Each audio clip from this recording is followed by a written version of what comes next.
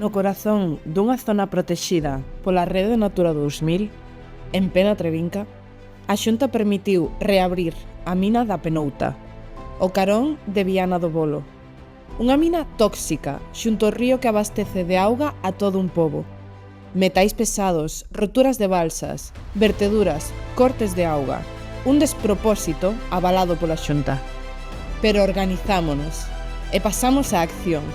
Levamos o caso aos tribunais, denunciamos as verteduras, fixemos públicas as análises da auga, expuxemos os perigos para a saúde e o territorio que supoñía manter aberta a mina da Penouta.